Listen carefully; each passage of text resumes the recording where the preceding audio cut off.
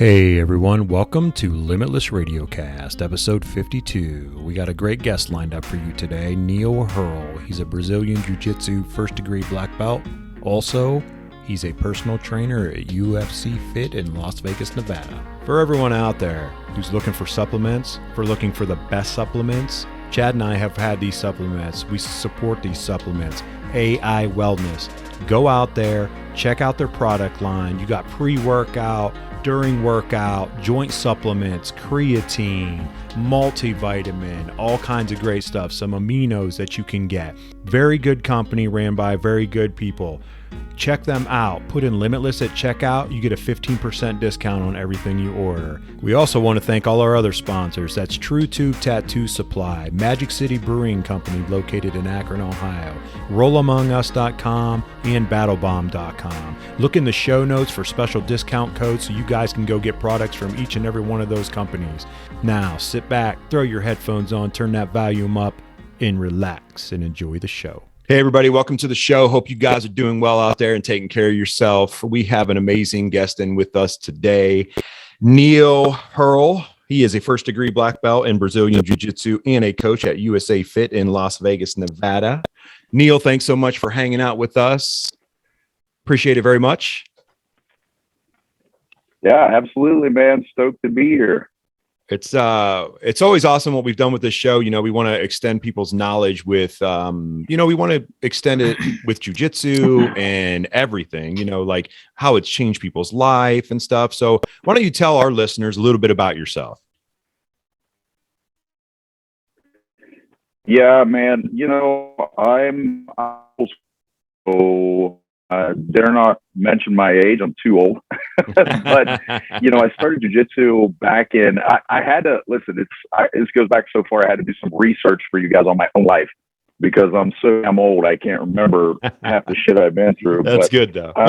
Let's see, man, like 1993 is the year. I living on the East Coast in West Virginia. And, man, this brings back a flood of memories. Blockbuster Video. Oh, yes. Dude, so that was the only place in West Virginia, for example, that I could get a hold of the Ultimate Fighting Championship, which is a real crazy story considering where I work now. But, so we were able to get like UFC 1, 2, and 3 on VHS, and a couple of buddies of mine, we were checking it out. I kind of had a Kung Fu background to start with. Sure. And so I was always kind of touched by the martial arts, and I wouldn't say I was ever very good at it. It was just something that I was doing. But yeah, we got a hold of these videos, and like a lot of guys back then, we wound up in someone's den or something in the living room, like screwing around trying to replicate things we're seeing on the video. And this amazing cat, Royce Gracie, like no muscle, no tattoos, like just this random guy that came in there with pajamas on and choked the hell out of everybody. So I was like, whoa, what's that? So a friend of mine, I don't know, it's probably 6 months after that, he wrote me, he goes, there's a guy teaching Gracie jiu-jitsu in town, And I'm like, oh my God, got to do this. So it's my old Kung Fu school of all places. And just some random cat who, man, I don't even know what his background was. I remember his name being Dave, and he, I don't know where he was getting this stuff from. I think he was just better at dissecting video than we were, And we went in there, and I started to form a friendship. Like I met some people that I really started with that I'm still friends with today. And we did the class, and it was like huge for me because I wasn't a guy that had muscle, like I said, I had tried Kung Fu before, but I felt like, I don't know, me personally, I felt like I wasn't physical in the fighting arts, like needed to be stronger or look like this buff dude that you see. And, jiu-jitsu kind of made me believe by watching Royce Gracie that I didn't need to be that guy, Sure, that I could, do this without being a monster, So yeah, back 93 that was. And then it kind of goes crazy from there, man. So, I could talk for an hour straight, so you better jump in if you were. Keep going. Yeah, I can keep going, man, because the story gets wild. It gets really, really wild. The one guy that I linked up with, I don't even remember the state of the internet. I was taking a shower this morning. I'm like, what was the internet in 1993? Like, was it AOL online? I was going to I don't even say, know. yeah, I think it was. I think it was still dial up. I think it was like AOL Yeah, still man, dial up. Yeah, it was some pretty rough shit. But I remember a buddy of mine saying, "Hey, I found this dude down in Washington D.C. His name's Mario Yamasaki, and doesn't your sister live in D.C.?" So I'm like, "Oh, light bulb, right?" So next thing you know, I'm like just on the tail end of high school, a couple of years out, trying to get into the college vibe. And we're just like, fuck it, getting in my car and driving to DC on the weekends, So we started training with Mario Yamasaki, of all people. Oh, nice. And that's the beginning of my jiu-jitsu story, man. I was there for I don't want to make it sound like I was a full-time student under Mario. We were drop-ins, weekend type of thing, just kind of gleaning knowledge where we could. And I was coming back to Morgantown and training with that small group in West Virginia. And it got to the point where it's kind of a bad story, but it's funny. The guy like grabbed me aside in the locker room one morning before class, and he's like, "Hey man, I know you've been traveling to train. Like, can you give me some information to teach today?" And I look at this guy and I'm like, "What the fuck, man? Like, I'm spending I don't even have cash. I'm like a broke ass half college student driving all over the fucking country. And like, this guy's over here wanting me to give him shit to teach for free. I'm paying $35 a month to do this." I'm like, "Nah, dog, I'm not doing that." So, we kind of, in the tradition of like an old school dojo storm, man, we kind of took the place over. Because we were out there doing it, with like a real black belt. And, we went to the owner of the place and we're like, "Hey man, we don't think we should pay." And he's like, "Well, if you don't think you should pay, you have to contribute." And I said, "I'm fully capable of teaching the class, like with what I'm learning." So as a white belt, bro, I'm starting an academy, like, and it's like, because in West Virginia in 1993, nobody even knew what the hell jiu-jitsu was. Yeah. For sure. So, yeah, the story bounces around a little bit after that. We had a change up with Mario. A lot of people, that was back in an era right about when Ryan Hall and Lloyd Irving were training under Mario. Oh, okay. And yeah, so they had just left, Lloyd Irving, that is, and his little entourage, and he took Ryan Hall with him. I think I'm a little fuzzy on that part, but I just know that my friend was like, "Hey, dude, like, I don't know, this guy John Oliverio, he's all like the guy with the internet. I don't know. He's like, we're going this way now." I'm like, "Why are we going there? We're going to this guy." He goes, no, we're going to this Lloyd Irving guy now." So yeah, I spent some time with Lloyd Irving, and that's where I got my blue belt. So that was kind of the origin of my formal jiu-jitsu training. Sure. That would have brought us to 1996. And yes, Lloyd was a brown belt when I got a blue belt from him. Wow. Oh, wow. And that was in the presence of Leo Dalla. Wow. That's when Lloyd and Leo, he had brought Leo over from Brazil. And I got to train with him and Lloyd, and I got my blue belt on one fabled weekend before the East Coast BJJ Championship in Rockville, Maryland. So yeah, man, that's going back 1996. So if there's any old school guys out there, that's my origin story, man. It's obviously I was separated from Lloyd after that, and like a lot of guys, I was getting out of college, met a girl, got married, had a baby, and I got the whole, "You're not going to that class again tonight, are you? We just had a baby." And yeah, I quit jiu-jitsu for 5 years. 5 years, man. I made like a family choice. This is going back, so 96 blue belt. I think we were probably from probably 99. When was my kid born? My God, I don't even remember. He was born 2001. Yeah, he was born 2001. So I took like maybe 2002, I think. I was gone for 5 years, man. I moved to Pittsburgh. I did like a kind of a corporate gig. I worked for Home Depot, and you know, it was kind of crazy. Like, it was kind of a depressive point in my life. It got kind of weird because like I really loved jujitsu, and you know, my friends, my newfound friends, I ended up getting divorced after my kid was like only a year old. So that's when I moved away. And, you know, my new friends I'd see my kid every other weekend, and my new friends were like, hey, we're going to the bar to watch the UFC. And I'll remember this. I would sit there in silence when people are like, I think that's a triangle choke. Like, dude, he's doing that jujitsu stuff. And I would act totally dumb. Like, they'd be like, hey, Neale, do you know? And I'm like, no clue, bro. Because I was kind of bitter, you know, about the whole thing. And it was like, I just kind of pushed it out of my mind. And, you know, it's funny. So I had a reemergence when I came back and started an academy in 2000. Oh, man, that's got to be 2010, maybe somewhere along that line. Okay. A lot of my friends from that era of my life, they're like, jiu-jitsu, what the hell is this? Like, what? You're like the dude we go drinking with. I'm like, no, this has like been a part of my life before you knew me, and it was just something I put aside. It's like a strange chapter in my life, man. You know, I don't know if a lot of people went through that, but you know, I felt like I had to make a life decision. You know, it's like we gotta, you know, we see it now as black belts, and we have students under us, and they get their blue belt, and you know, they'll pull you aside like, coach, I need to take some time off. Like, whoa, what's going on? You know. And you hear it all the time, you know, like, oh, I just had a baby, got a new job. It's that curse of the blue belt. So it got me, man. It definitely got me. But you know, after that, I'm sorry, guys. I feel like I'm talking a whole lot. No, that's fine, man. No, it's good. It's good. Okay, cool, man. I just don't know, like, you know, format wise, or people are like, God, this guy's boring.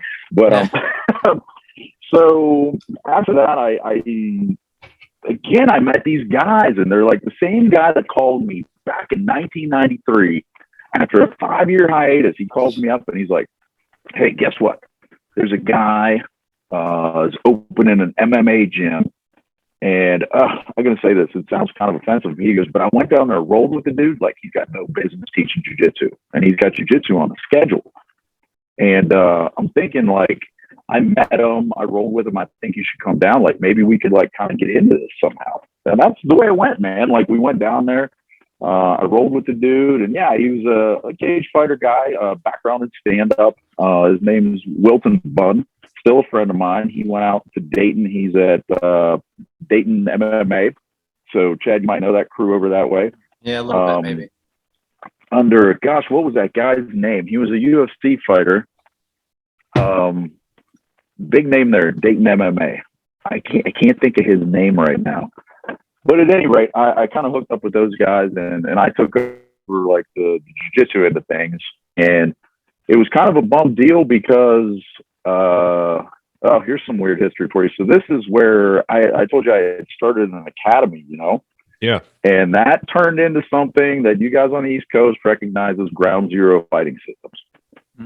So myself, John Oliverio, Ashley Lockwood, and Brian Duesenberry, we were the 4 founding members of Ground Zero Fighting Systems.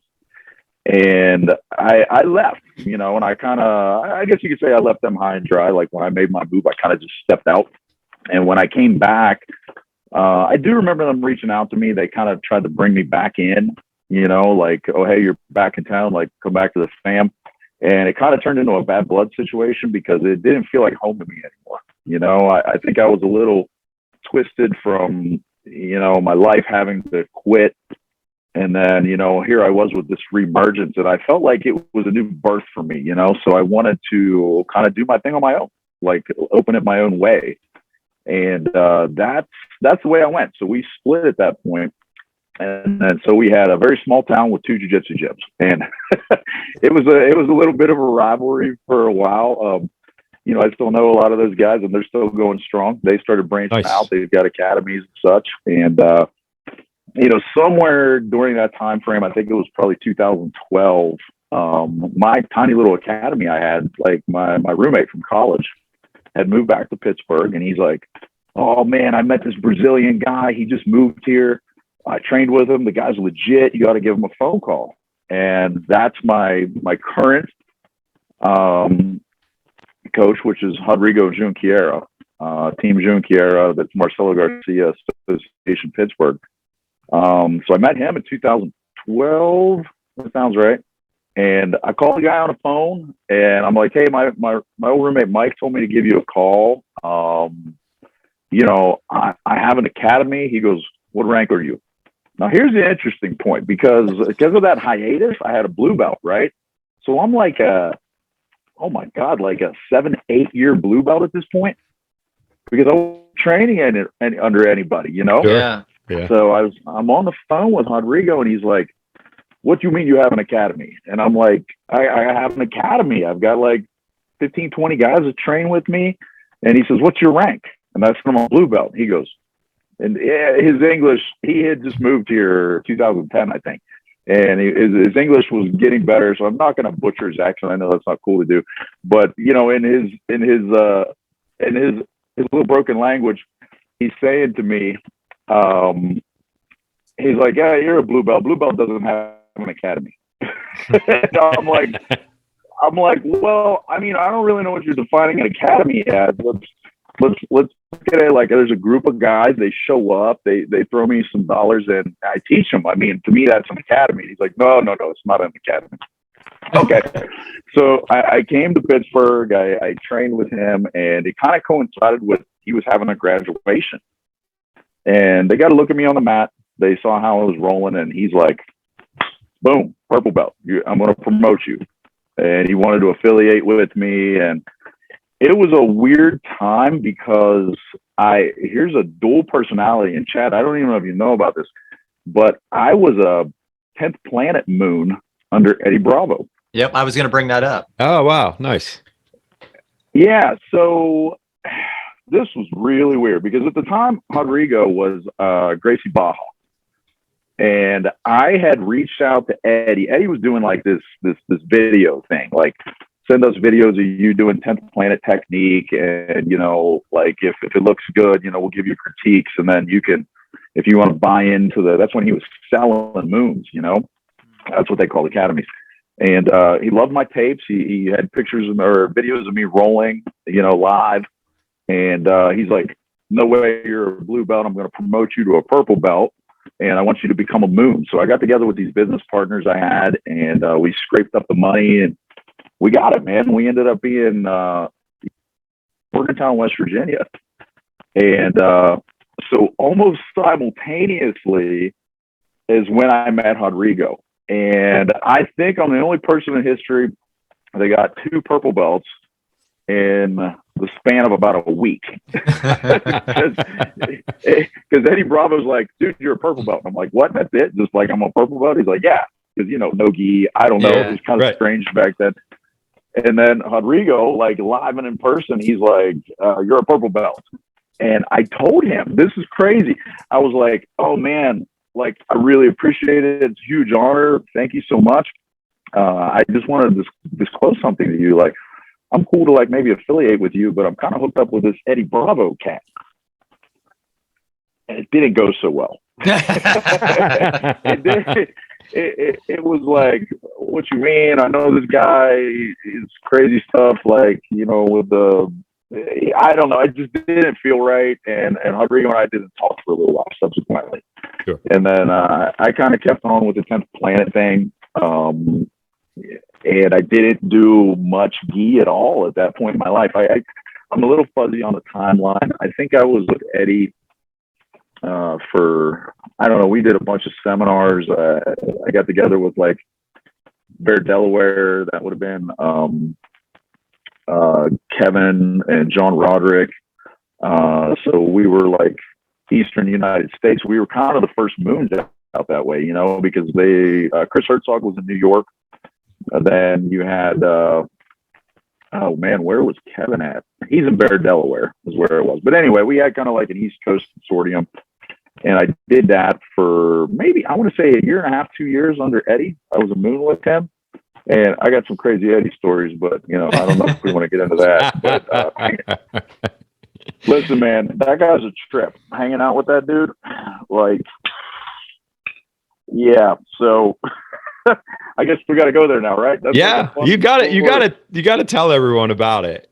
Considering 10th Planet's like huge now too. Like, you know, he's grown. Dude, those guys, you know, I think we were like the rogues back then, right? Like, so we had Eddie, and you know, part of the affiliation requirements, of course, you pay monthly fees and dues, and I can't remember, man. It was like $3,000 a year, something like that. We had to scrape up like $3,000, send it in, and then boom, you're affiliated. And then there was some cool cat that made you like all these like, what do you call it? Like for a YouTube video, we had like a little lead in, you know, like an intro, like like an intro to it. Yeah, the little 10th Planet Moon would come in and the words would go around and boom, it had these graphics. It was so badass, you know, and we just thought we were like the fucking rogues. I mean, look, man, I drank the tea hard, you know what I mean? Like, so yeah. And, so the Eddie story, man. So this guy, he knows everybody. I'm sure you guys know that, right? Like Eddie knows if you spend any time with him, any place you are, he's like, I know a guy. Okay, so we set up a 3-moon, what am I trying to call it? A seminar, because we had to do this requirement for a seminar. I did 2. The first one I had, oh God, I'm embarrassed. What's that? Guys, I'm getting old. What the hell's his name? Oh, God, he's 10th Planet. Scott, what's his name? Damn it, why can't I think of his name? Epstein? Yeah, Scott Epstein. Epstein, yeah. Yeah, that dude. I picked him up at the airport. I didn't come in. That was my first seminar. We had Epstein come in. And then, man, we barely made any money. I know we didn't make any money. Like, we had to pay out of pocket for that guy, his airfare, everything else. So the next year came back around. They're like, you guys got to do a seminar again. And myself, John Roderick, and Kevin, again, I'm freaking slipping on names here. What the hell is you guys got to forgive me. But the 3 of us talked, and anyway, the 3 moons came together, and we're like, we're going to do a big, huge East Coast Eddie Bravo. So we want Eddie this time. We don't want Scott. We don't want anybody else. We want Eddie. So we came together, and we had the biggest, to my knowledge, one of the biggest 10th Planet seminars that was ever put on. We did it in Bear, Delaware. And we had 3 academies together. I think we had over 100 people show up for that seminar. Nice. And, you know, the fun story comes the night before. You know, we pick Eddie up from the airport. And, man, the minute he gets in the car, you know, he's looking to score weed, of course. And I brought some stuff with me. And, you know, to coin a phrase, I think he considered it Snickle Fritz. It's like complete shit dirt weed. But when you're coming from Cali, there's like there's a huge difference in the Neil's like, come on, weed, give me a break. So anyway, yeah, man. So I'm like, this is the best I got, bro. And I was all excited to give it to him. Like, yeah, here's my stuff. Like, it sucks, I know. But anyway, man, he immediately gets in the car and he's like, how close are we to Philadelphia? I know a guy. And I'm like, okay. So he meets these people through the UFC because, you know, he's like a back end producer. Yeah, so he's the guy that does or he used to, I don't think he still does that. He's the instant replay guy. Like, no, change the angle. That was like his job back then.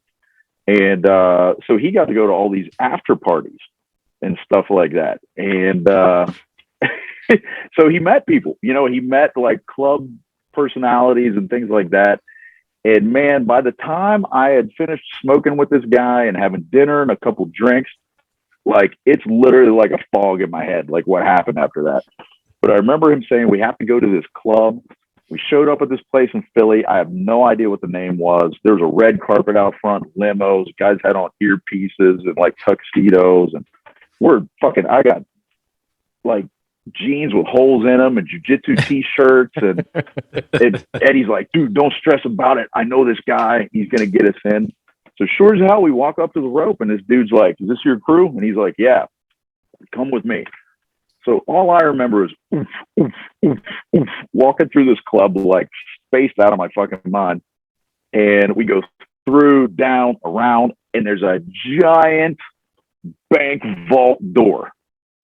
And like this dude like grabs it with two hands and opens this door.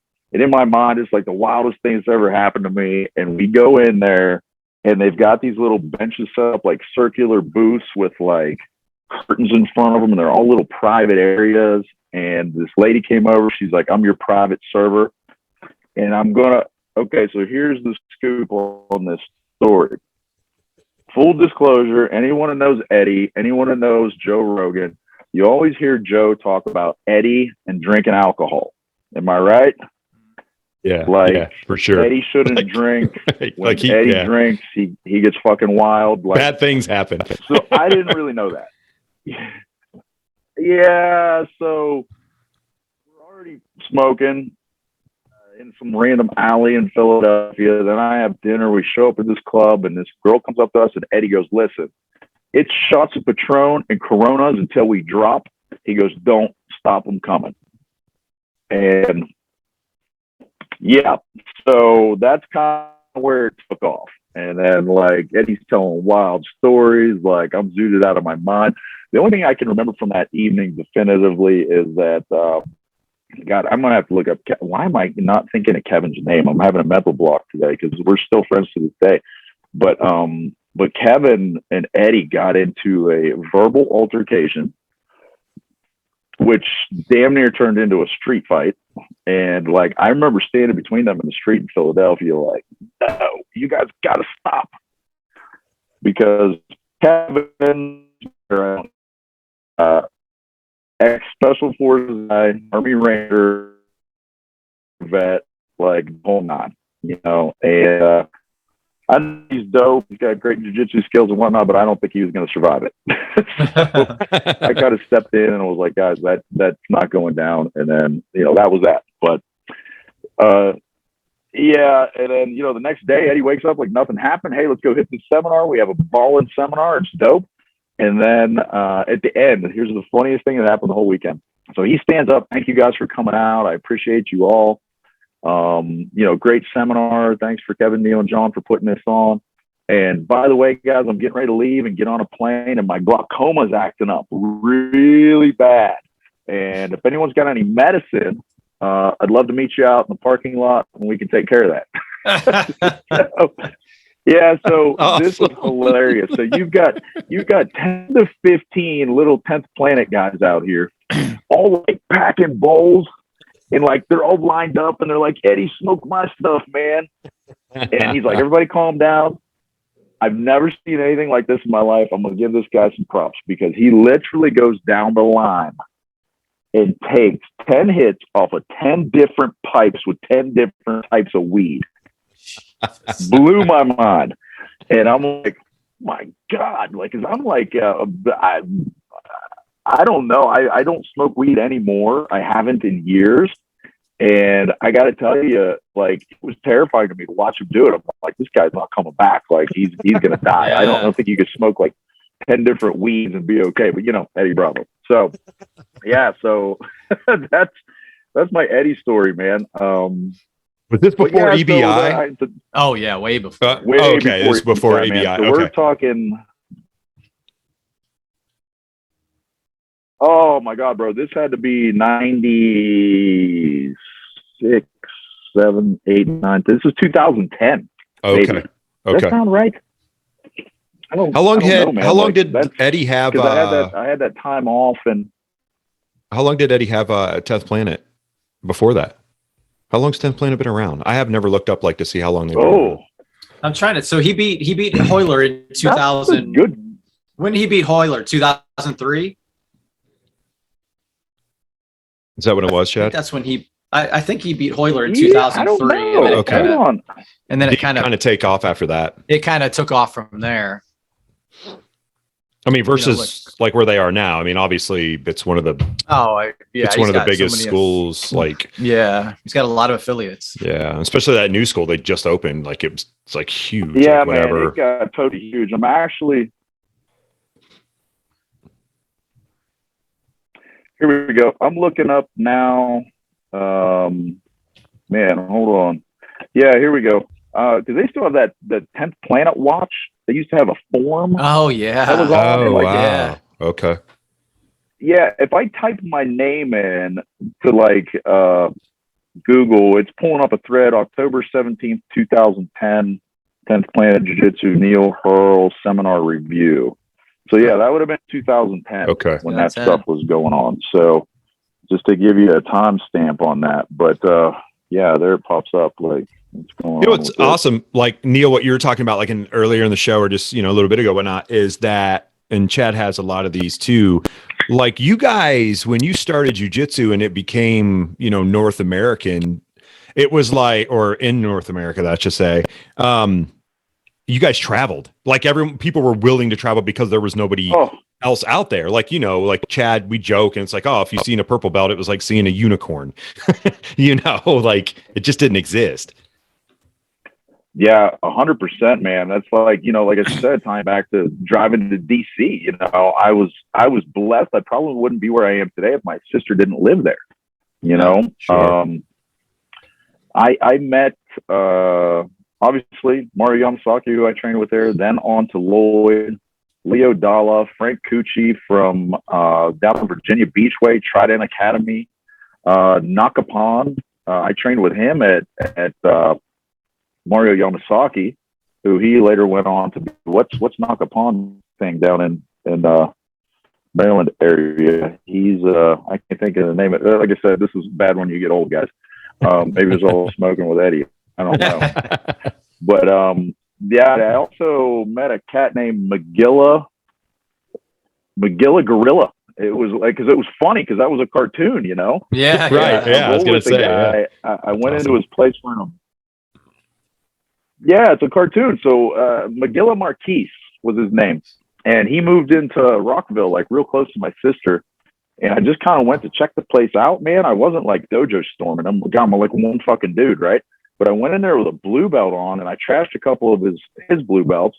And I remember this guy's like, you're rolling with me next. And man, he put me, dude, literally almost put me through a wall.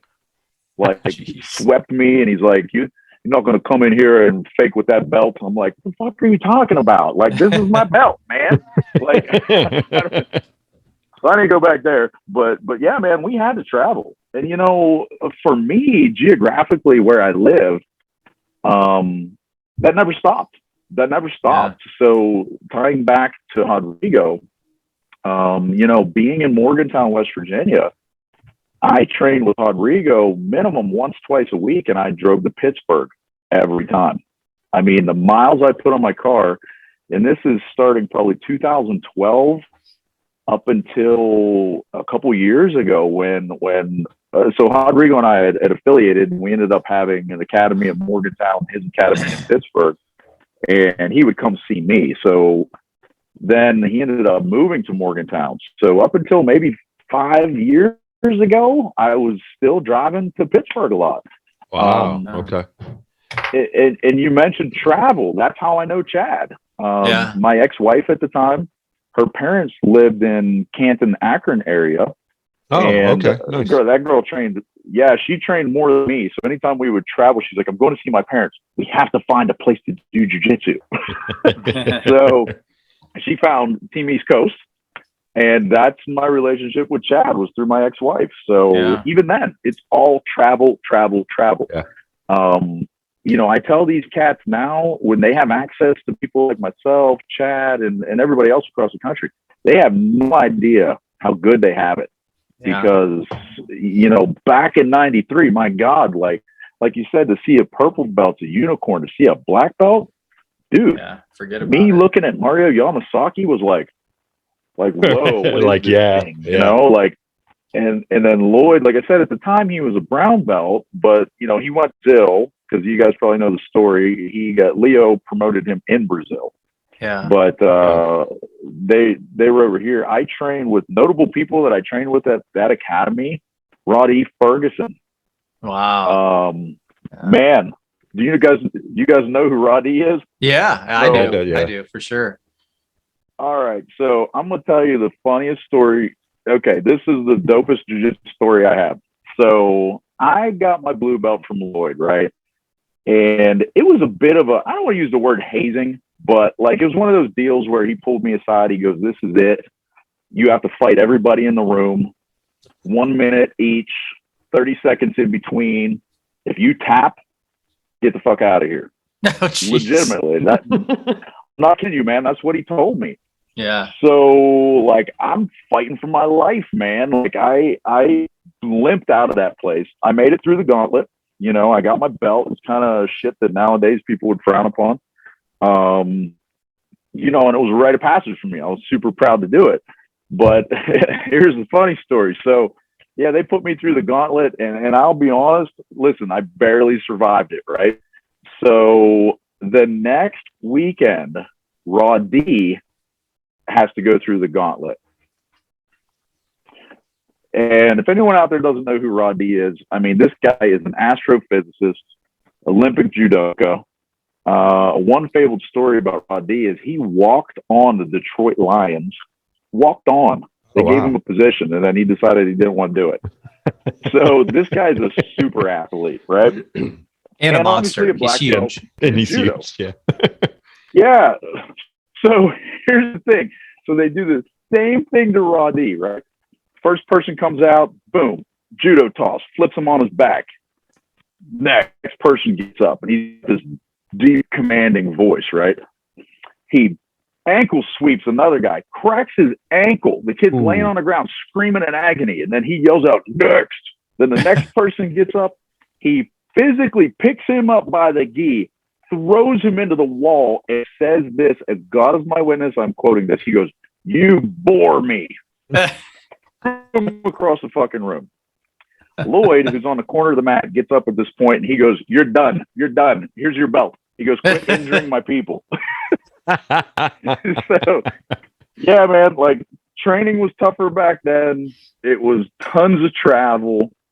I have seen a huge evolution in jiu-jitsu. You know, the way we treat our students now.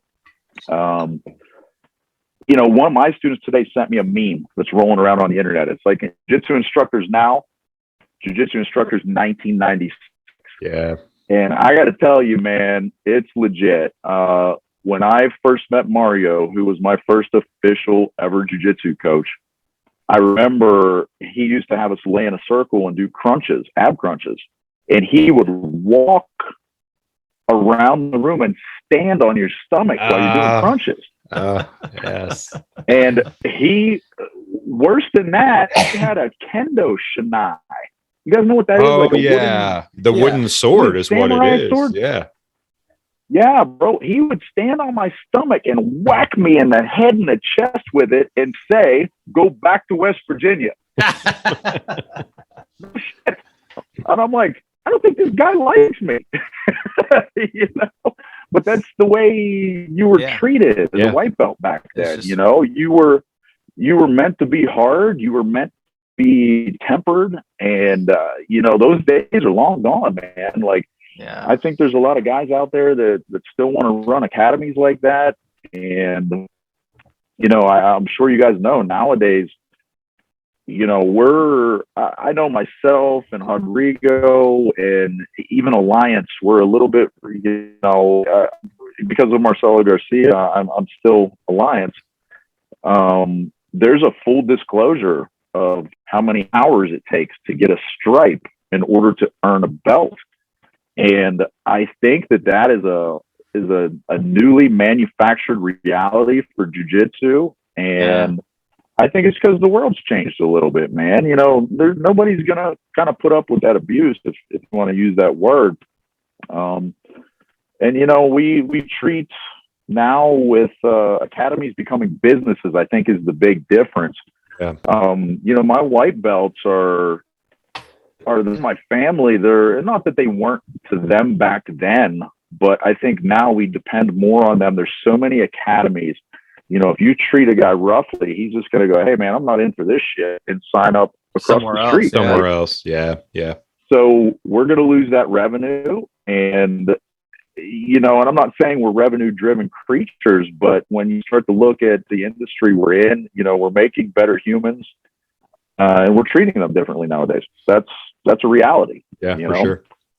That's one thing we always talk about on this show, Neale, is like, you know, jiu-jitsu now is creating someone to go out there and not just be a fighter, but also to be like a good human being. Not that it wasn't before, but it has evolved into that. Like you said, you're coaching your white belts to be good human beings and to be good at jiu-jitsu. Chad is the same exact way. And obviously you need them to continue the revenue of people coming in, and you want them to go by word of mouth and tell someone, hey, come check out this gym, man. It's really awesome, you know, and that kind of stuff. So there definitely is an evolution of jiu-jitsu from old school. And I started jiu-jitsu late. Like I didn't start until my 40s, but I also grew up in like an order school type environment where I'm very hard on myself, very rough house type. So it didn't bother me. It was kind of like, you want to fight? Let's fight. It's good. Like I didn't care. You know, that's just who I was. Yeah. You know, but not that it's like that at East Coast either, you know, and a lot of other gyms, it's not like that either anymore. Like versus before, it was kind of like come in and prove your worth. Yeah, well, like Neale said, we take care of our people better, right? Yeah. That's the business side of things. But like I've told the story before. My first class at East Coast, we did no gi only. I got heel hooked my first day. Like nobody came in and said, hey, if something hurts, you might tap. Like I have that conversation with new guys. Go ahead and roll, but tap out. You know, don't be a tough guy. But it's crazy. It's crazy. We kept coming back. We kept coming back sometimes. Changed, you know. Dude, it's amazing that I came back. And, you know, like I tell that story about Lloyd, you know, I have reverence for that story because, you know, his concept back then was tap. That means you quit. That means you're not worthy, you know? Right. Yeah. I'm sure he's evolved as well, but a part of me is thankful that I have that background. You know, I think it's a bit of tempering that I've had through my career. But, you know, my coach, Rodrigo, you know, he's the one that showed me the path to how to take care of your people and how to understand, like, you know, we use the term now, white belts are people too. You know, you've all heard the joke. But right. Yeah. There's memes out there. Yeah, man. It's all over the place, but it's very true. And now it's like, if you're a white belt, like, hey, coach, I need a drink. Absolutely. Go get a drink, man. What do you need? Do you want to rest this round? No problem, man. Yeah. You know, we understand how tough this is. And like Chad said, I'm a rare creature. If you want to use the term, I don't consider it abuse, but I'll use it as an adjective just to explain for people that don't understand why I would have done that. I went through that gauntlet, maybe is a better word, because I wanted that tempering. I wanted to put myself on an echelon of the shit that I've been through made me who I am. And that's not for everybody. You know what I mean? Right, like, you know, truly we use the term now, jiu-jitsu is for everyone. And I don't know that was always true. You know, back in the 90s when this was trying to take a foothold, you had to be a different animal. You really did. I've come full circle. You know, I love and respect everybody. And I'll say this is the thing that I got from Rodrigo. You know, I like Chad. I know Chad spent a lot of time as a brown belt. I did too, 4 years as a brown belt. And, you know, I would sit there graduation after graduation with a full belt and just get skipped over, you know. And to Rodrigo's credit, he would always say things to people like, you know, becoming a black belt is not about skill. It's not about how you do in a tournament. For him and for me as well, it has a lot to do with who you are as a human being, you know. And I use his words to this day. I tell my people all the time, like, you could come in here, tap me out. You could go to the Worlds and beat everybody in that room, but I'm not going to put a belt on you if you're an asshole.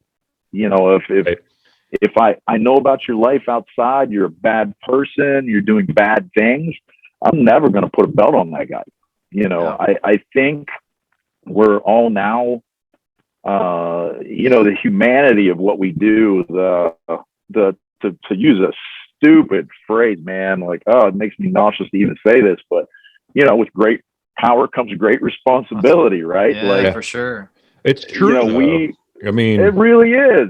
It's a corny line from a Marvel movie, but at the same time, like when you possess the knowledge of how to disrupt people's joints and choke them unconscious, like you can't be an asshole, man.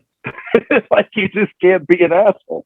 It's not acceptable. And you know? And in reality, there is a small percentage of us who train in Brazilian Jiu-Jitsu, which we know is it's the most efficient martial art on the planet that can get things done from a one-to-one, man-to-man combat. And you have to hold that responsibility, Neale, just like you're saying. Like there's a responsibility for you to walk away, to not hurt somebody, to be a good 100%. person to someone. You know what I mean? Even though we want to sometimes, everybody. So don't have a misconception. We do have moments. I don't want everyone to be like, "Oh, we're angels," because it's not going to happen.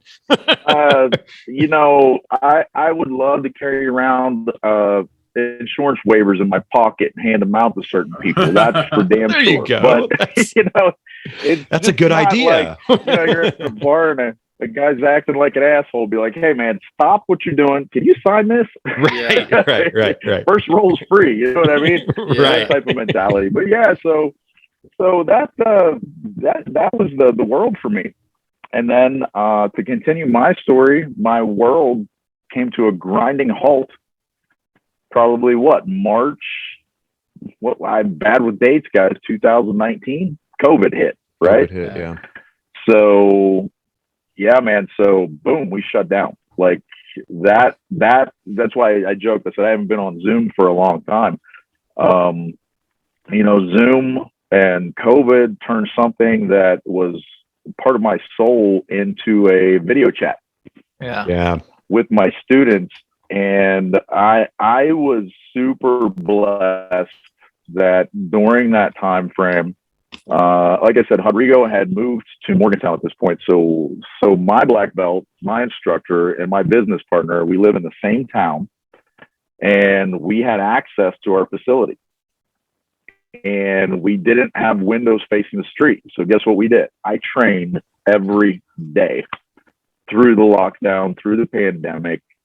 My training did not stop. You know, we started producing videos for our students, trying to hold on to a little bit of that revenue, as we all did. I know so many academies that did not survive because of asshole landlords that wouldn't give people breaks. You know, and that's a sad thing, man. We got super, I don't want to use the word lucky. I'll call it blessed, because our students were still invested with us. Sure, we lost a lot, but again, I was doubly blessed in we had moved inside of a facility like a health club, which this is important because this ties my current life.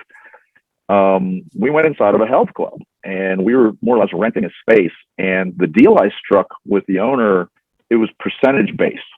Okay, each person I have pays you X amount of dollars. So my rent was variable on my enrollment. Yeah. Okay. So and that's hard. That's tough. Blessing. Because man, without that, we would have died. You know, so you know, training every day. And I went through, here's your segue into strength and conditioning, evolving in jiu-jitsu. And, you know, I was a guy that believed you do more jiu-jitsu to get better at jiu-jitsu. And I still believe that. But hey, man, when you're training every day with a 200+ pound, third degree Brazilian black belt by yourself, and you weigh 150 pounds, let me tell you, man, he'd call me every other day, like, dude, we training? And I'm like, man, I fucking can't. I'm dead. My body. And he's like, what's wrong? I'm like, you're huge, dude. You're fucking outweigh me by 50 pounds. I'm dying over here. Yeah. You know? So he's like, I'm going to teach you how to lift. And I'm like, what? Because I wasn't a stranger to it. I'll give a shout out to Jerry Handley, Viking Performance Training, Morgantown, West Virginia. He was my first strength coach. And, he introduced me to the concept of strength training and weightlifting. And of course, I fucked around with it when I was in high school, but none of us knew what we were doing. And I wasn't a physical creature. You know, I was always, 150 pounds, somewhere in that. I fought as a lightweight always. And, you know, Rodrigo's like, I'm going to teach you how to eat. I'm going to teach you how to lift. And I'm like, well, okay, bulking up might be the only way I survive this pandemic, because I've got this giant black belt beating the shit out of me on the daily, right? So, yeah, I started lifting. I started training. This guy's telling me that I need to eat 2 cups of rice plus 2 chicken breasts every time I eat. Like, I'm fucking bloated. I'm starting to make gains, you know? And as I sat there during the pandemic doing nothing but jujitsu, watching the world crumble around us, and watching fucking Lost on Netflix, because I'd never seen the show. So I binged the TV show Lost, which, by the way, I fucking loved it. I don't know about the ending, but I was really enthralled in that show. So I got on the computer and I looked up like how to become a personal trainer. And I found NASM, and man, it was like fucking $1,200, man, but 40% off, and you make monthly payments. So yeah, boom, I clicked it. And so I did jujitsu, I watched Lost, and I studied online every day for 3 months, you know. Nice. And I became a certified personal trainer. You know, for 20 some years, I had been training people in athletics and private one-on-one with coaches, and giving people tips on, oh, here's how you do cardio, here's how cardio works for jiu-jitsu. But I'll be honest with you, the one disconnect I had, the guy I called out, Jerry, he had done a little MMA in his past. And as a strength coach, I think he was a phenomenal strength coach, but I felt a disconnect, because I was looking at the movements he was having me do, and then I would go compete, and I'm like, man, I got stronger, I got faster, I got better balance, but I didn't see how any of the athletic shit I was doing literally translated into making me a better jiu-jitsu person. Okay. So this is what started in my mind. I was like, how can I do strength and conditioning to be a better jiu-jitsu athlete? And I'm still trying to piece all that together. You know, I see myself as a decent trainer. I'm in a very blessed situation right now where I've got some great people around me, but I'm really still trying to hack strength and conditioning for jiu-jitsu. You know, it's kind of a personal goal of mine to not just, you know, this has nothing to do with pretty biceps. It has nothing to do with you know, having a nice ass. This is like, how do you do strength and conditioning to make yourself a better jiu-jitsu athlete? Yeah. And, you know, I don't have the code. You know, I can tell you I've put on 25 pounds just lifting. Nice. I used to live life around 150. So now I wake up about 172, 173, and I finish the day about 175 pounds. Nice. And I'll tell you one thing that happens with strength gain is you need a hell of a lot of cardio. I can tell you that as a jiu-jitsu athlete. So that's part of my hack, but I don't know. So, you know, I was sitting on the couch and I was kind of looking at my life. I was, like I said, watching Lost and watching the world crumble around me. And then something hit me. The thing that hit me was, fuck, I ought to be a cop. I'm not kidding, because I was watching what was going on in the world, and everybody was losing their job. Everybody was losing their income. But essential employees, cops, paramedics, nurses, they're still out there. Their income didn't change. Yeah. And, you know, yeah, man, I looked at my fiance and I was like, I'm fucking terrified. She goes, what do you mean? And I'm like, I don't think this shutdown is the end of hardships for jiu-jitsu, man, because even when we come out of this, then it was the fucking mask, right? Yeah. Like, how are you supposed to do this with a mask? And then this happened in my academy. Okay, we opened back up, and then I didn't make my people wear a mask. You know, I was like, hey, we did a temperature check at the front door of the facility. That's the guy that owned the building did that for us. And I had a pretty solid policy. Like, if you go out of town or you go on vacation, you have to sit at home for 2 weeks. Like, it was just scary, right? But my people wouldn't wear masks. Well, what do you think happened? We had windows all down the side of the mats. And one day, a busy-bodied individual decides to pick up the phone and call the health department and call the front desk. And these fucking jiu-jitsu people aren't wearing masks in here. And then it occurred to me, man, I'm like, they're gonna shut us down. We're we're the healthy ones. We're the ones that are working out for fitness. We're the ones that are doing cardiovascular. We're eating better because of jiu-jitsu. You know that happens in your life, you know, and they're shutting us down. They're killing this whole thing. And it occurred to me like, man, I didn't know if I had a future in jiu-jitsu anymore. I didn't know if that was going to be the end of us, you know? So that's when I kind of got the bug to branch out and like, maybe if I become a personal trainer, because I was looking at Zoom, I was like, fuck, if I was a personal trainer, I could just like get people to sign on and go, okay, guys, follow along with me. Here's how we do squats. Here's how we do this. And I'm like, maybe that's the thing for me, you know? So I took my certification. I passed. Congratulations, you're a certified personal trainer. And I'm like, shit, man. Like Vegas for me was not. I'm in Vegas now. I should disclose that. East Coast to West Coast. I had been coming out here every year for the Masters Worlds Championships, and something about this place, man, I fell in love with the desert. I don't know what it is. It's the solitude, the silence, the nothingness of it. It was just kind of zen to me, man. Like it was calling me. And I got this idea in my head, like, fuck, I'm going to move there. You know, like,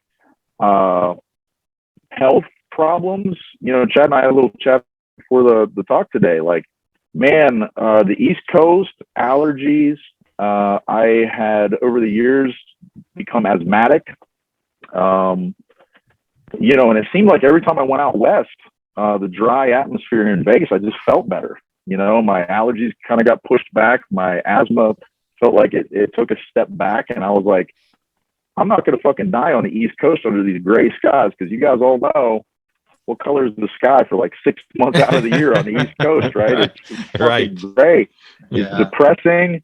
It was getting me. I was to the point where I was getting seasonal affect depression. You know, I was like, fuck it, I'm moving. And, you know, I got my CPT. So what I did was I just started applying to places here in Las Vegas. And man, like the day after I applied to, it was called UFC Fit. I'm like, what the hell is that? I had heard of UFC Gym. My friend Dan Coble in New York, he was teaching at UFC Gym Hoboken. He was there for a while. So I was familiar with it. And I'm like, by the way, life thing. I don't know if you guys ever try to fill out a resume after owning a jiu-jitsu academy for 13 years. What do you put? Yeah. I'm like, what the fuck am I supposed to write in here? So I'm making shit up. In charge of merchandising, in charge of personal orders, in charge of staff training. Like I'm trying to make this thing look like I'm not a fucking like whatever. So they call me back. They want to do an interview. And all the time I'm thinking in the back of my head, they're going to make me a jiu-jitsu coach. That's what's going to happen. This is fucking dope. I'm going to be UFC Gym Jiu-Jitsu. So I get on the phone call. I do a video fucking Zoom thing again. And they're like, hey, we want to bring you out here. And I'm like, holy shit. And then they disclosed to me that UFC Fit is a brand new business model for them. It is not UFC Gym. There is no octagon. There is no jiu-jitsu. We called you because you're a certified personal trainer. Do you want the job? And I'm like, shit, man. Like, here I go again. Like, I don't ever want to give up jiu-jitsu. It's so much of my life for the last 13 years that I couldn't put it aside. And I took it up. I took the position. I came out here kind of on a wing and a prayer. And I spoke with we have a global director of MMA. This guy's over every UFC gym, UFC Fit in the whole product line, which is Dubai, all through the world. You know, he's the guy. And I interviewed with him because they wanted to make me an MMA coach. And I explained to him, like, you know, my background's jiu-jitsu. I have limited Muay Thai abilities. Although I had a band in Muay Thai. I trained with a guy that's under Phil Nurse, actually. And so I had a little bit of knowledge, you know. And he's like, look.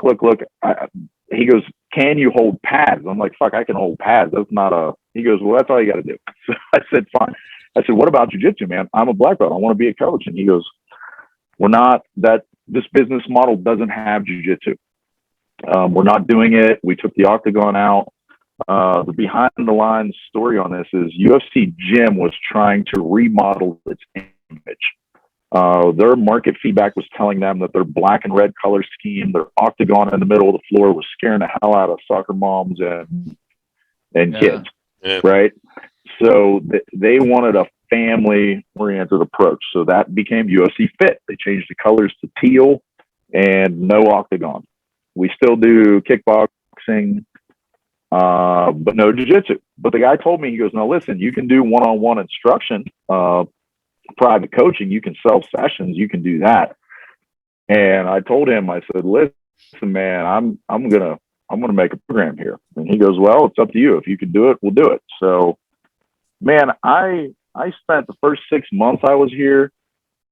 I think you guys think I talk a lot. Let me tell you what, everyone for this company was like, oh my God, here he comes again. I think they ran from me when they came in the door. Cause I'm like, hey, are we doing jiu-jitsu? Let's do jiu-jitsu. We should start jiu-jitsu.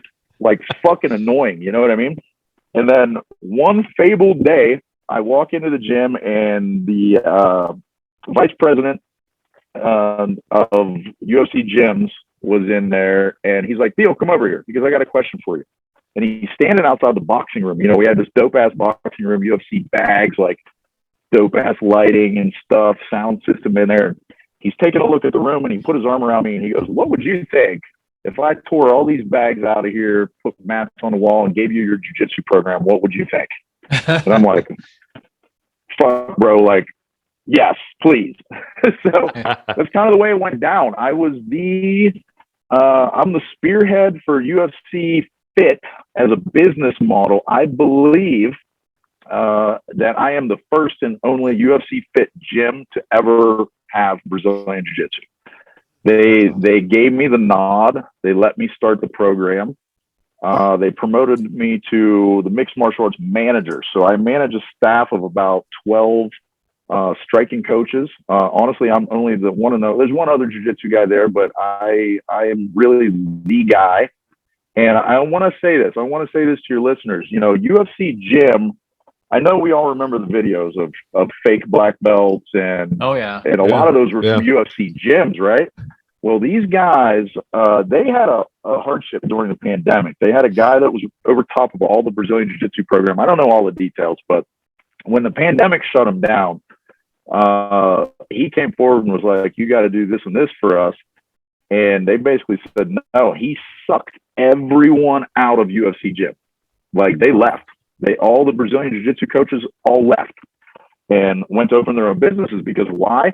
They could put paper on the windows and train in secret and still make money. Yeah. You know, but UFC Gym wasn't having it. When you're a big corporate entity like that, like, you have to play by the rules. Just shit wasn't happening. So when they kind of reinvented themselves, they put everyone is very, very meticulously vetted now.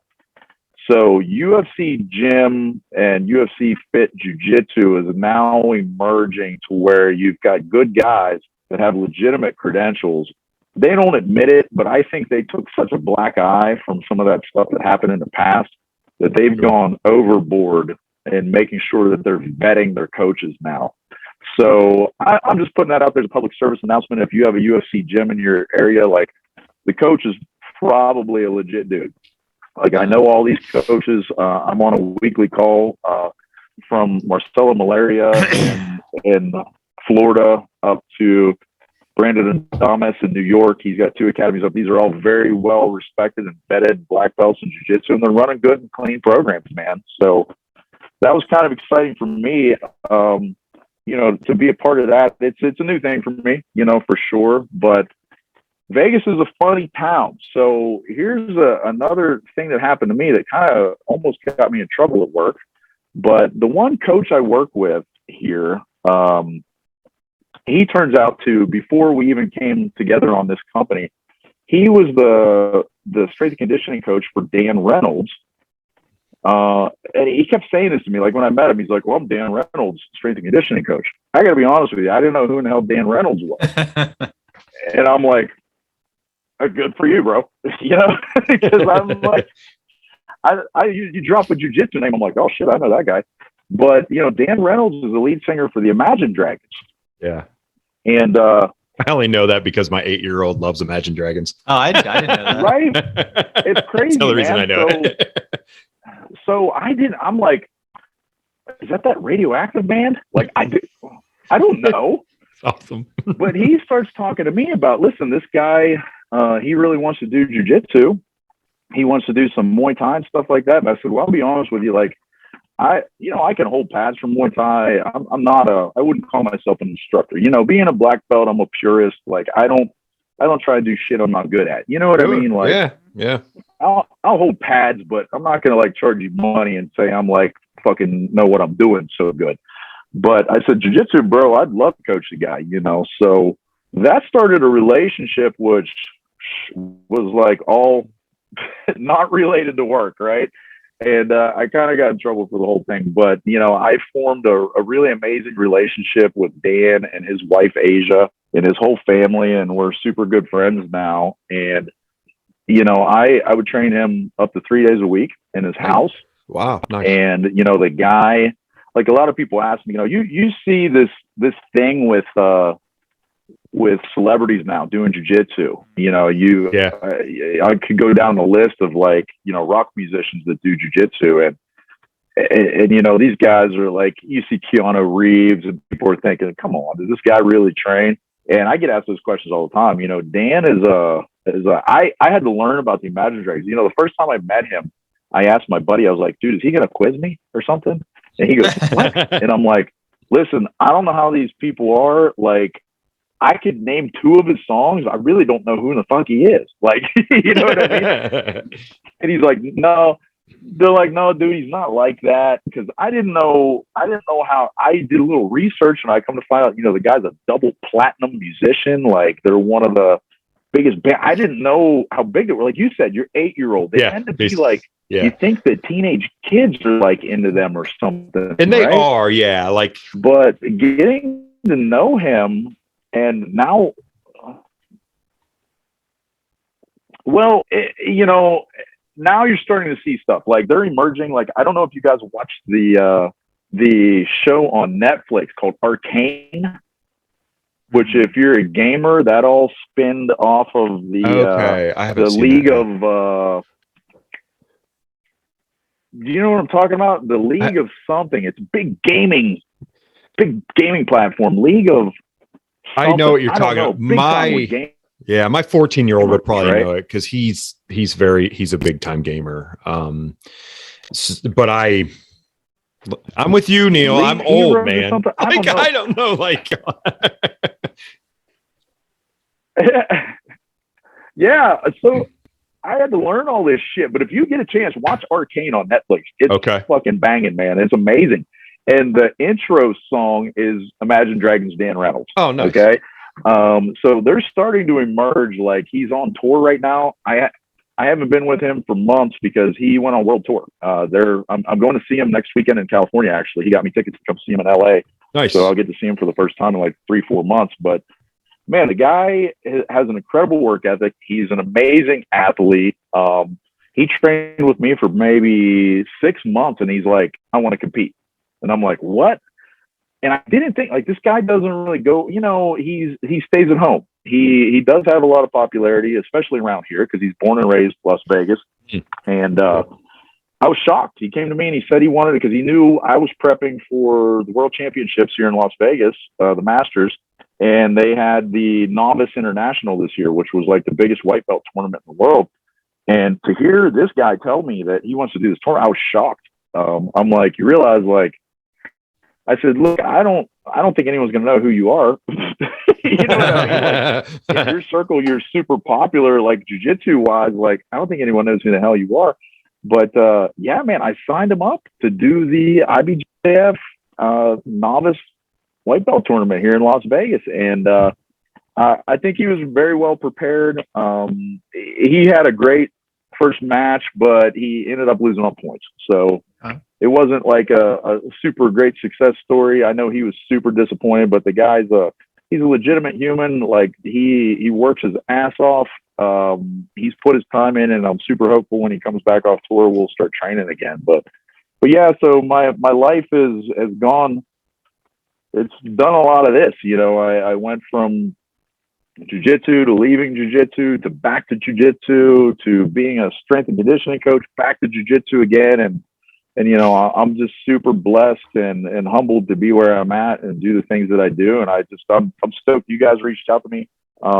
You know I sent Chad some information, and I have a gift for your listeners. AI Wellness is a brand name pharmaceutical. I don't want to use the word pharmaceutical. That's not right. Supplement company. Supplement, yeah. And it's actually owned by Dan Reynolds. So that's how I got in tune with them.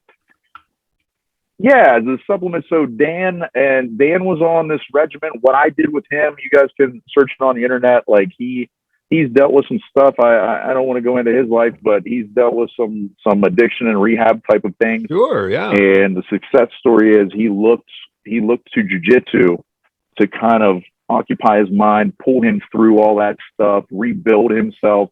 So I was part of a campaign with him that was kind of like rebuilding Dan Reynolds, you know, like getting him fit, mind and body, and jiu-jitsu is a huge part of that. He has been afflicted with acondylling spondylitis. Am I saying that right? I sound like an idiot. That's okay. Is an autoimmune disorder. But yeah, you are. That's where it is. AS is the autoimmune. Yeah. Go ahead, Chad. What were you going to say? No, nothing. Oh, I thought you were going to say something. Okay. Yeah. So Dan, he suffers with AS, and I'll say that through strength training, through his supplement company, through doing jiu-jitsu with me, we were able to stave off those AS attacks. You know, he notes jiu-jitsu as pulling him through that. And it's really an exciting thing, I think, for the industry, because there's a lot of people out there that have autoimmune disorders or skeletal and bone problems and things of that nature, and just things like obesity, to where we can look at jiu-jitsu now, proper nutrition. You know, it's been a company that's taken care of me. I believe in their supplements. They help me out. And, you know, the thing you guys, I think we mentioned earlier with the black belt nutrition, that's a totally wild story. These guys, I'm pointing behind me because I had product on them. But the black belt nutrition, it doesn't even work when you do that. But anyway, you can get the idea. Yeah, man, I started, so because of the Dan Reynolds thing, on my Instagram account, I'm starting to get messages from Austria, Germany, Italy, Russia. Like, people are like, oh, you were the coach of Dan Reynolds, like, blah, blah. Sometimes not even in English. And I'm like, what the fuck is going on here, man? This is crazy. Because it turns out, no, I didn't know this. You know how, like you said, your daughter, teenage people in America here, it seems to me like the Imagine Dragons fans seem to be younger in general. But in Europe, this guy's huge. He's bigger in Europe than he is here. Right. It's wild, man. And I'm getting messages from all these people, and they're like, oh, we love you. Follow me on Instagram and Twitter. And I'm like, I'm not talking to him because you know, what I'm doing with him is private. I'm afraid they're going to ask me details of his life. And I go to the guy's house 3 days a week. So it's all private, you know? Sure. Yeah. And during the midst of all this, I start getting messages from this black belt nutrition. And they're like, hey, what's up? You know, blah, blah, blah. And I'm like, who the hell is this? I don't know. You know, so swipe. So I go to, this is some funny shit. So I go to Worlds this year in Cali, and this kid writes me out of the blue. This guy was I'm going to blow his cover here, man, because you know how it says made for black belts by black belts on the thing? Well, guys run the company. One of them is a black belt, so that's legit. But the other guy is not. He's a blue belt under me. And he's the guy. He's the black belt nutrition guy. And here he had been reaching out to me. I don't know if it was him or his social media manager, but they're like, you know, I was this kid's coach. And you know, he started this brand. And I hooked up with him at Worlds, and he explained it to me. He's like, no, man, it's my brand. He goes, me and Omar started this, and, you know, we want you to be a part. So I started, you know, just kind of repping them out a little bit and believing in the product and what they're trying to do. And like you said, they started a podcast now too.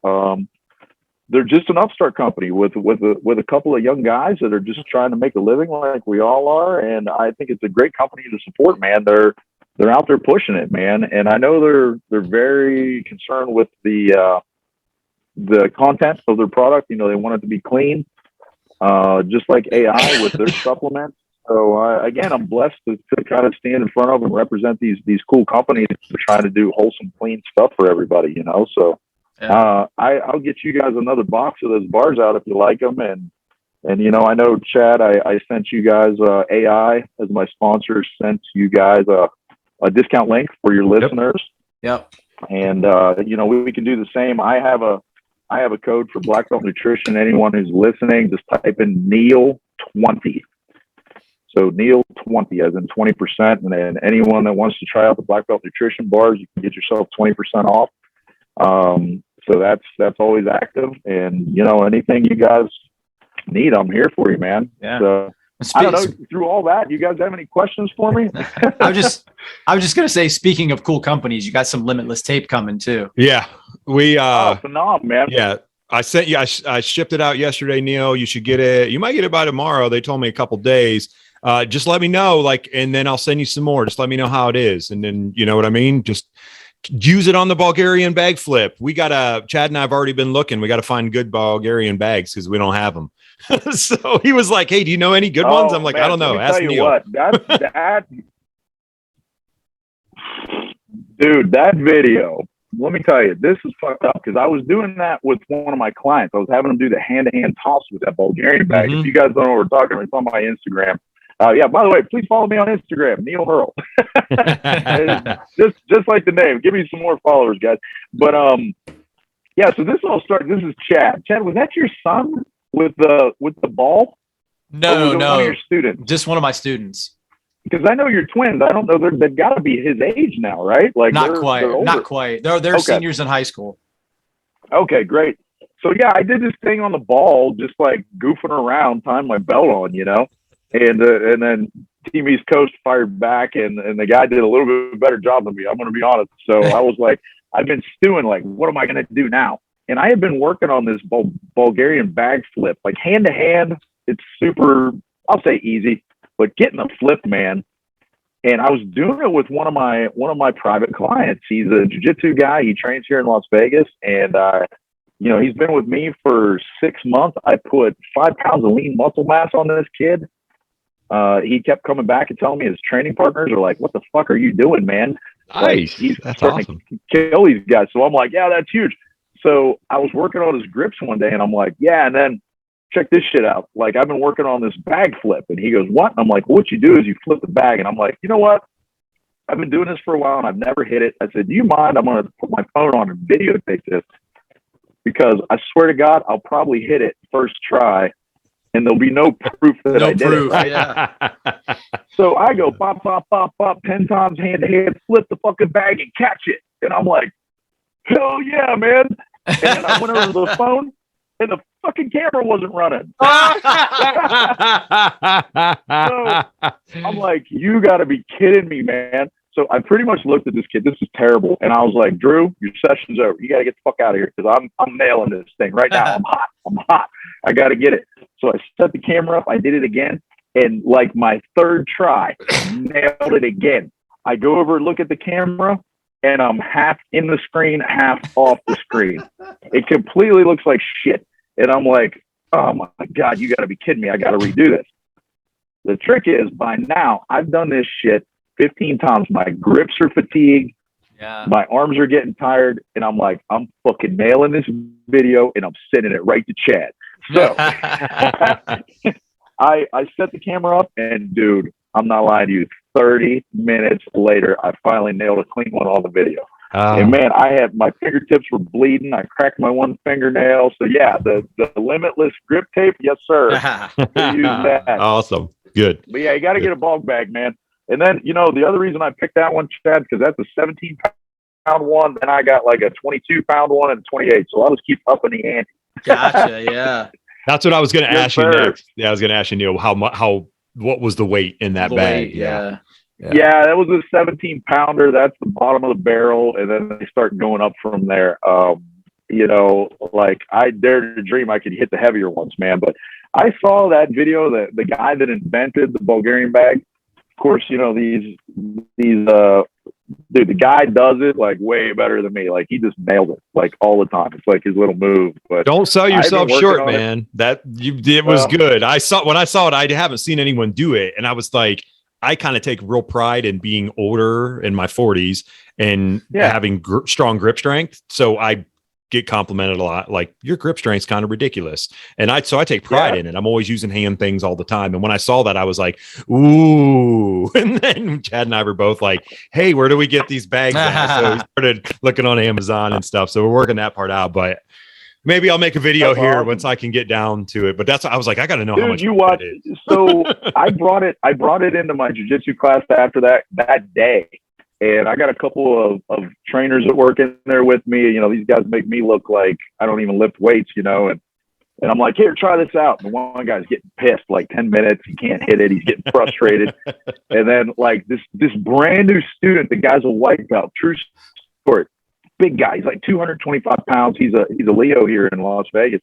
And he's like, let me see that thing. Up, flips it, catches it on the first try. I almost shit my pants. And I'm like, what? And he goes, dude, I worked on a farm for 17 years. Like his grip, that's not even it. Like there's a timing component to this, man. There's like rotational speed. Like everyone's like, oh, throw the bag higher. Well, here's the problem. You throw it up higher and catch it, but then you've got 17 pounds at velocity going towards the earth. That makes it harder to grip it. Yeah. So it's a tricky thing, man. It's pretty, I don't put it out there as like that's a record that'll never be broken. Trust me, someone will blow through it and I'll look like an idiot again. So that's fine. But we'll try. Yeah, but you did it, man. That's the thing. You did it. Yeah, man. Hey, I'm all about, if nothing else, I inspire someone else to try it, and that's cool, man. I'm down for that. Absolutely, definitely. That's what. Neil, go ahead, Chad. Yeah, man, so Neil knows one of our podcast friends that I've never met yet. Still, Dan McCarthy. Oh yeah, Dan. Yeah, Dan McCarthy.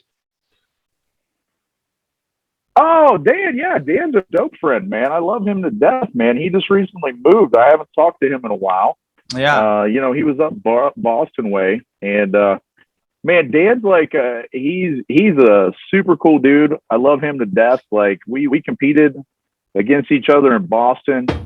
That guy, listen, I got so mad. We were I think there were 4 of us in the black belt division. So one guy doesn't show up. The other guy's like an hour late. Dan comes over to me, and it set Dan and I up to fight each other with one guy dropping out and the other guy, whatever. And he came over to me. He's like, bro, I don't want to fight you. We're friends. And I'm like, man, I fucking flew to Boston. Are you kidding me? Like, let's just have a friend roll, Yeah. And he's like, I don't know, man. He's such a nice guy. He just didn't want to compete with me. And I finally, at the end, I was like, Dan, listen, come on, man. Like, let's do this. But it went his way that day. I think I did really well. He went for a foot attack or a leg attack series on me that he had been working on, and I stuffed it. But I ended up coming through, and he caught me kind of going north-south, and he does this little inverted triangle biddy where he kind of had my arms stretched back over my head, and I had to tap out, man. So dope guy, love him to death, great personality. Super strong competitor, man. He's such a cool dude. But he had come to the gym. We rolled a couple times. I rolled with him after my newfound strength and body development, and he had a lot of compliments for me. Yeah. But that was closed door training, and still, man, the guy's he's a beast, man. But love him to death. Super good guy. He has a podcast. I didn't even know that. Well, he's been on ours. Yeah. Oh, okay. Because I knew that he was training with Samuel Braga, I think, or he had talked to Samuel for a while. And I knew you guys had him on. Yeah. So that's kind of cool. And guys, by the way, thank you for having me on. Yeah. In the world of jiu-jitsu, I know I'm a nobody compared to a Samuel Braga, but I think I have a pretty cool story. So I hope it inspires some people, and for sure. Yeah, Neil. And so on. But yeah, Chad, I'd love to get back out your way, man. I haven't been for sure. I haven't really been east.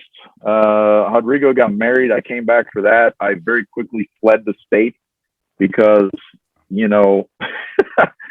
Listen, we get used to 118 degrees in the summer out here, and I've turned into a giant wuss because, when you live back east and it's 50 degrees, like, man, you're breaking out the t-shirts and the shorts. Yeah. When it's 50 degrees here, I'm wearing a full-blown snowsuit, man. Like, it's fucking cold. Right.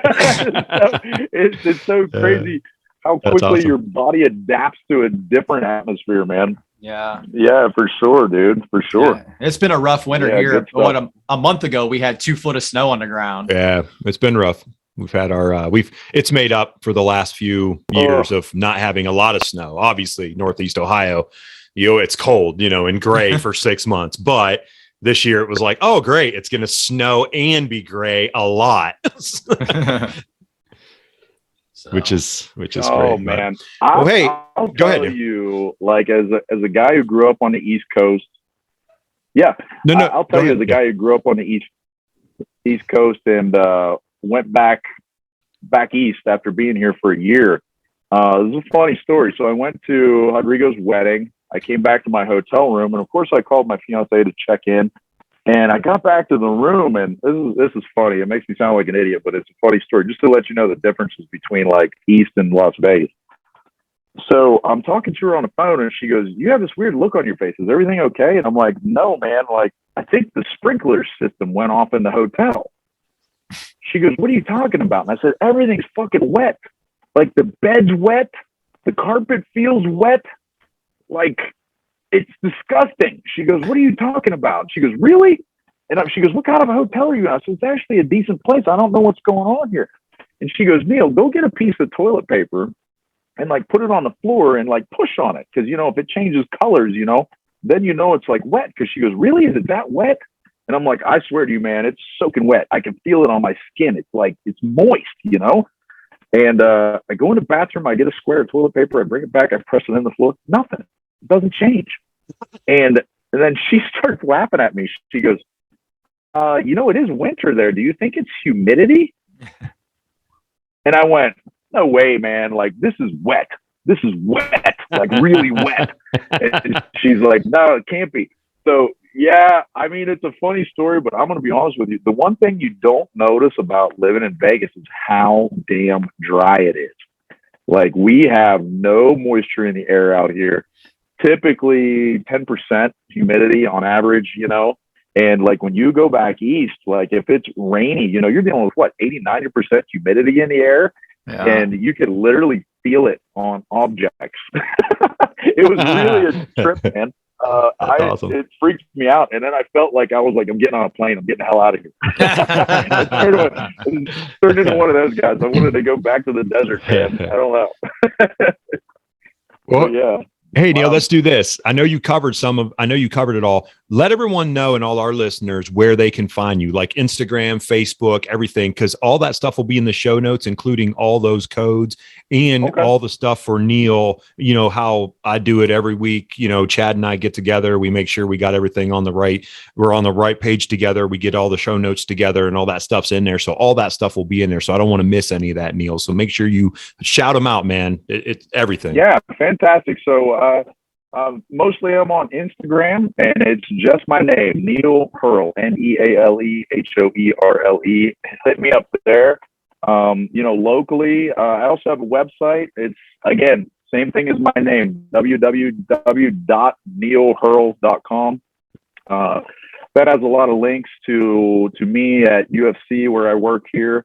Also on that website, there's going to be links for all my sponsors. I'm sponsored by YCH Apparel out of Toms River, New Jersey. Great friend of mine, John Crow, started that company. It's an ex-military law enforcement owned company, veteran owned company, I should say. And I also have a discount code for there on my website. They make great uniforms. I love those guys to death. AI Wellness for supplements. You can find them on Amazon as well. So if you just type in AI Wellness, and there is a shopping code on my Instagram under the links. That'll take you right into AI through the link, and you guys can shop around there. And for the listeners, I believe the code, you'll have to correct me on the show notes, but I believe it's LimitLess. is the code that they put on there for you guys. And for that, again, with the Black Belt Nutrition, it's Neale20 for 20% off there. And man, I hope I'm not leaving anyone out. I do work for UFC Fit. We are a subsidiary of the honest to goodness UFC. Dan White, Adam Sedlak, all the CEOs, they're deeply ingrained in what we do. It's a business, and we have our philosophy here with the UFC is their slogan is train different, and people like me are the reason for that. They're taking your day-to-day health club approach, and they're turning it into an opportunity for I call them civilians, for civilians to come in and train with an actual fighter, like a jiu-jitsu guy or a guy that's had fights in the octagon who's teaching a striking class. And we do a format like that at a super affordable price. And it's really a great program. I'm proud to be a part of the team. Since the day I've got here, I've worked with Forrest Griffin. Scott Ferguson works at the gym across town from us. You guys might recognize him from old school UFC. Jorgensen. Why did I say Ferguson? Scott Jorgensen. My apologies. And I work hand in hand with Jessica I, which you guys know from Ohio. Right. She's tied in with my club, and Darren, her BJJ coach, I'm still good friends with him. So she's in all the time. And hey, every day I come to work, you want to talk about a crazy paradise we have here in Las Vegas. I walked in the other day and Claudia Gadella is in my gym with Michelle Watterson and Heidi Holm. Jeez. They're all three just fucking hanging out over by, we have a recovery center where we do cryo. We have a cryotherapy chamber. We have Normatec compression recovery equipment. So I have access to some of the best recovery stuff on the planet right now. And yeah, man, I got to tell you, like my operations manager, like I was talking to Claudia and Michelle, and Heidi was off doing something, and they walked away, and I looked at my OM and I was like, dude, if they're getting a picture, you call my ass over here. And he goes, okay. So they did their thing. They went back to the steam room or something like that. And then like an hour later, I walked back out. I had a client or something. And I was like, Travis, he goes, Neale, I'm sorry. I'm like, what are you sorry about, dude? He showed me his phone. He took a picture with all three of them. Like, you're dead, man. Like, I told you to come get me, but yeah, man, we had, oh man, who else has walked into this place while I was out here training? We've had, the money team guy. I'm terrible with boxing people. That's Mayweather, right? Floyd Mayweather, yeah. Yeah, Floyd Mayweather. He comes into my club all the time. And his money team guys, he's got a little entourage that rolls around with him. They're constantly training in there. Just a wild place, man. It's every day. Like I come to work and there's just some other, notable from the fight game or something else, just kind of lurking around. It's really an interesting, very cool place to work, man. That's cool. Definitely. That's very cool. Very, very, very cool. Well, let me leave you with this, Neale. I want to thank you. Oh, I thought I lost you. You're there. Hey, let me leave you with this. Oh, I'm here. I want to thank you so much for coming on. It's a huge honor for Chad and I to have an opportunity to sit down, because that's one of the reasons we wanted to start this show, to get all kinds of knowledge from what BJJ does for people. And don't sell yourself short. You're not anybody, you're somebody, and you changed your blueprint in life. I know things have happened and that you've gone through that roller coaster, but look where you're at now. You decided to go train, to study, the certified personal training stuff. You did that. No one else was like, made you do it. You did it yourself, man. And look at it. So you've extended yourself to give that torch to other people, to keep passing it. So the passion of jiu-jitsu never left you once you started it. We tell people all the time, it'll change your life. Clearly it's changed your life, and it's still doing it. And you're changing other people's life. I mean, Dan Reynolds is a huge, he's a huge name, but no one would know all that other background stuff about him, of going, hey, he's legit. Like the guy wants to train. The guy, wants to do this. He wants to be, beat up on a mat, which people always say you don't want to do. So kudos to you, man. Huge kudos to you, Neale, for all of that. And just for hanging out with us, man. Cause we're just a little podcast that, we're a little over 50 shows now, and we're trying to do our thing to spread the great word of being in a jiu-jitsu community and having a brotherhood and a sisterhood of people that you will never realize you'll be able to get a family of, So thanks, man. Appreciate it very much. Yes, sir. Thank you. Yeah, man, it's dope. I thank you guys, and I'm glad for my connection with Chad. That was kind of a fortuitous thing, just like a spark in the universe between with my ex-wife and how that all went down. So that was super cool. And I'd like to leave your listeners with this. I appreciate all the kind words. I'm a guy who I'll blow my own horn here, and a lot of people tell me like, quit downplaying yourself. But I'm a guy who started jiu-jitsu and I just never quit, and, we tell people all the time, like, just show up, put in the time, put in the work, and one day that black belt will come. And that is a Cinderella story for me. It's absolutely true.